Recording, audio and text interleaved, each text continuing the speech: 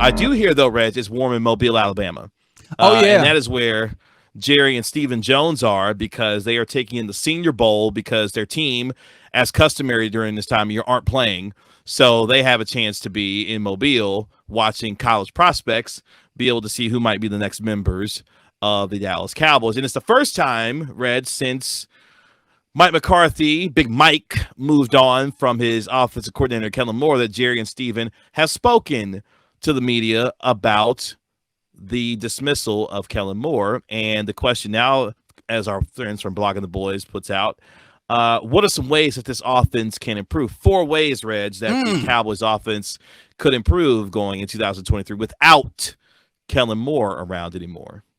It's on me. All right, let's cool. All right, let's go. You're running the show tonight. I just hope you know that. Yeah, you got the show. How did that happen? No, I'm just joking. I'm just joking. Well, Wow. look where I'm broadcasting from. Bad radio, but look where I'm broadcasting from. Yeah. Okay? The primary closet, the primary bedroom closet is what you're doing. Correct. There? Yeah, fantastic. Correct. That's right. All right, That's let's start fixing this offense. How about let's start with the use of play action and pre-snap motion. Have you heard these things before? Oh, KG? I like that. Yeah, I like that. We have been talking and clamoring and up hemming and hawing and all of this, right? We've been talking about all of that with Kellen Moore. Like, we need him to have more pre-snap. We need him to have more of these things.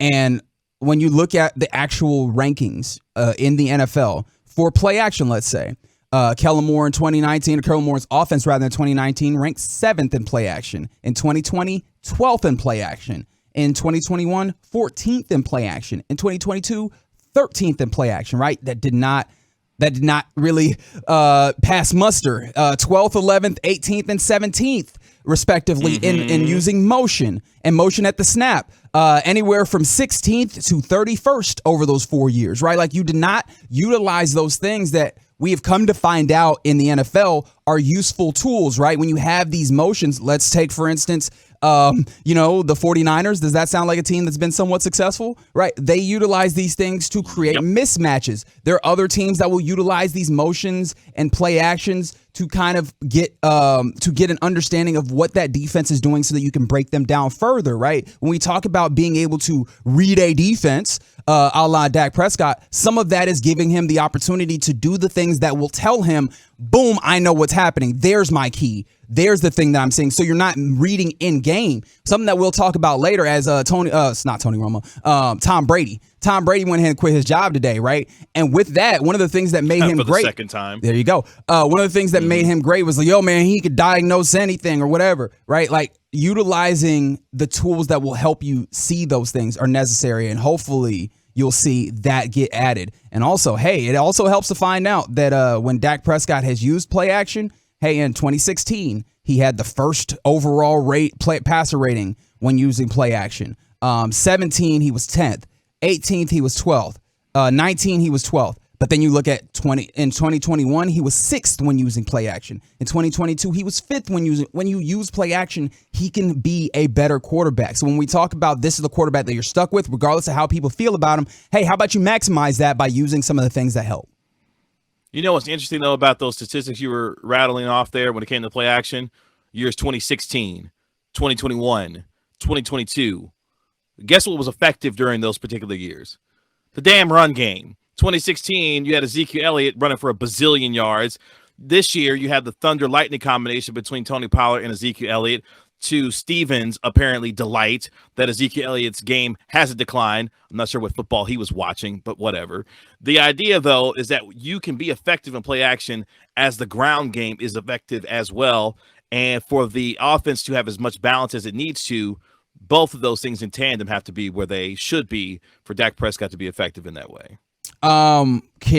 Speaking of running the football, how about running it, maybe not running it so predictably? How about passing more on earlier downs is the second. How about that? Right. Obviously, this was How something. About that? So we talked a lot about. In fact, go ahead. I know you want to get it off your chest. Go ahead. Get off your chest. Pass on first down, Mike. Big Mike.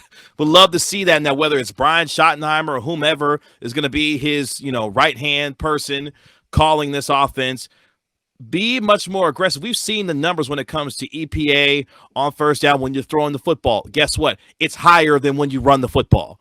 the ability to be efficient in the passing game and put pressure on defenses in the passing game on early downs can give you better opportunities to be much more efficient in not just scoring the football, but also being able to be more efficient in terms of moving the football down the field. So, yes, I would love to see more passing on first down, because the more you do passing on first down, the better expected points you are normally going to get when moving the football in that way. All right, so we have a couple of points that we've talked about: using more motion and play action. We talked about, maybe throwing the ball a little bit more on earlier downs.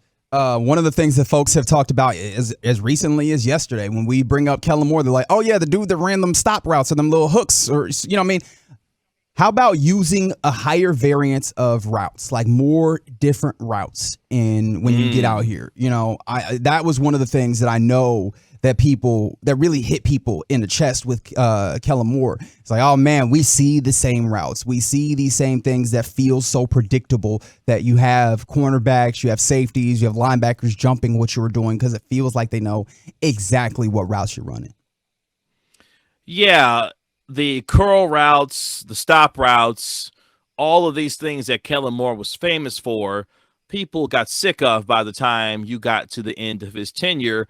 And the predictability of those routes, you saw defenses be able to key in on certain movements of receivers to indicate, oh, I know what's coming here when it comes to this particular route that this receiver's running, and I can key in on the quarterback who is laser focused on being able to get the ball to that certain player in that situation. So the variance of route tree, being able to find different combinations that stresses defenses down the field more, not only will that be better within whomever's play calling here, but hopefully by getting better football players to be able to execute that.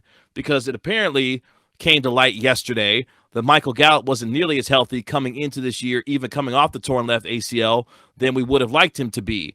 And with the ineffectiveness or no effectiveness, I should say, from Jalen Tolbert, and the little that you got from T.Y. Hilton late in the season, CeeDee Lamb had to be the number one pass catcher on this team without a lot of help. So hopefully there are some additional pieces that can help expand the route tree that allows this offense to be much more explosive down the field, threatening teams down the field in much better ways. So there's obviously a fourth one, but I found this interesting on the truckwreck.com text line, 877-881-1053. We've got people adding in from the 530. We need to use short passes and screen game to complement the run game instead of just depending on Zeke or Pollard to break through a defense and get yards. I'm sick of getting a running back like Pollard and watching for the first 2 years as the coaching staff asks him to run through a linebacker's tackle. What say you, KG? I mean, yeah, that would be much more sophisticated in terms of creating more diverse attacks with the short passing game to supplement for the running game itself. But this goes back to, in a lot of ways, how this Cowboys franchise believes in success on offense, which is we're going to build a great offensive line and we're going to run the football first and be able to build off of that. Sure, but that's what we've seen. Those things are mutually exclusive, right? Like what we talk about, especially when you start getting into passing the football, slowing down that pass rush.